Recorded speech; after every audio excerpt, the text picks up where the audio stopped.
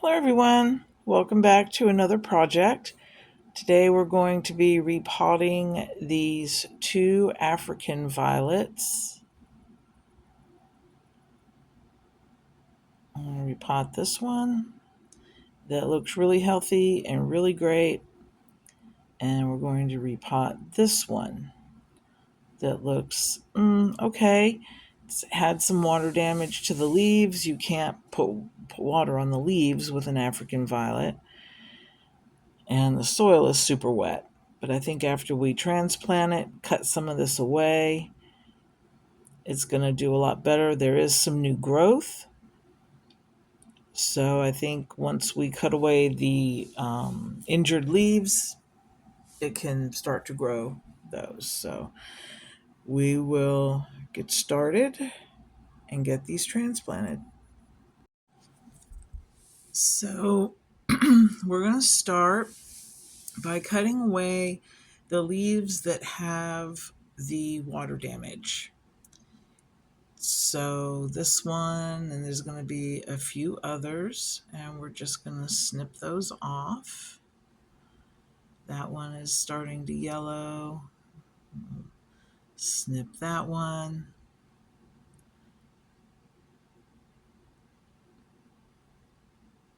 And we're just going to take a good look at the plant. And there's our supervisor.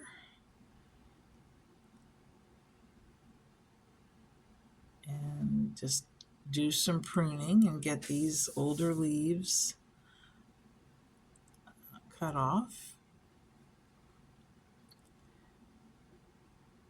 We're also going to cut off the flowers as well.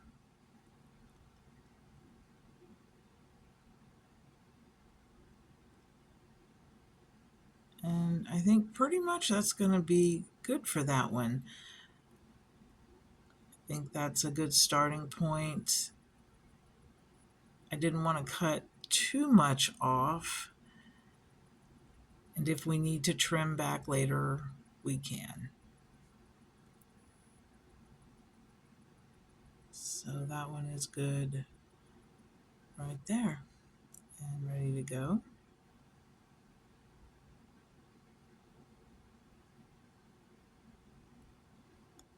This one really didn't need much trimming at all. A couple of the leaves had been broken, so we got rid of those. But really, that one just looks so beautiful. I love the color. I'm going to be using this organic African violet mix. Not because it's special in any way, it's just what they had there. And we'll get started. I put rocks from the yard that I've gathered up around. Got some calcite, some pieces of petrified wood, jasper, just random rocks. And we're going to start with that in the bottom, just like that. Okay, next we're going to add our potting soil on top of the rocks. The rocks are going to help provide drainage for the extra water.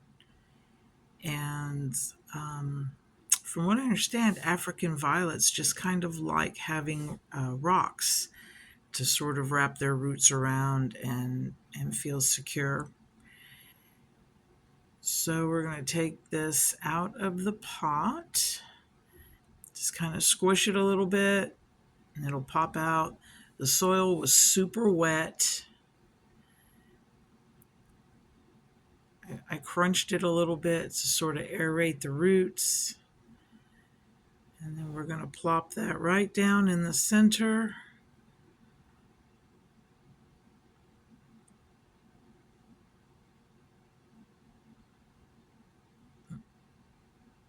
Just like that.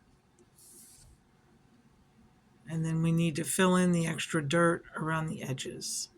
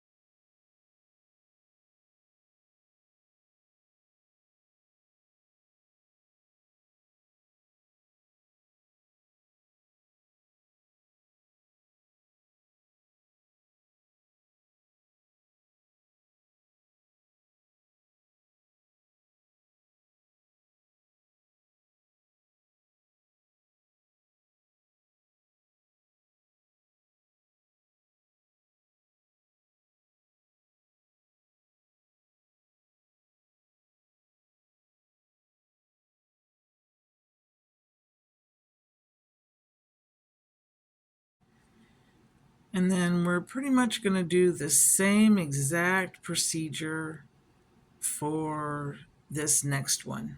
We're going to take it out of its container and put it right in the center of the dirt. And we're going to do the same process all over again. Squish it a little bit so the roots get some air. This soil on this one was not as wet, but you're just going to put it down into the center once again and then fill in the dirt around it. And then that's pretty much all you'll need to do. After we're done with this process, then the one that's really wet, I'm not going to water it. I'm going to just leave it alone, let it dry out a little bit. This one that I'm working on right now will get a little bit of water, but they're both going to be sitting outside on my shaded porch. They're going to get about an hour of sunlight in the morning, and then they'll be in the shade for the rest of the afternoon and evening. So I think they're going to look pretty good. I'm going to set them out there and give an update here in a few days, see how they look. But actually, I think they're both looking better already.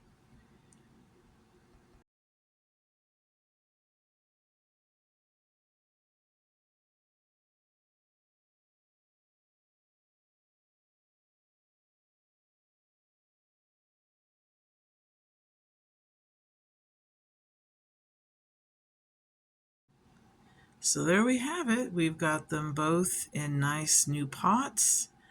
They're ready to go. Let's see how they do. Okay, so here they are after a couple of days of being out here on the porch. As you can see, this one here still looks great. Flowers are blooming. Looks really, really good.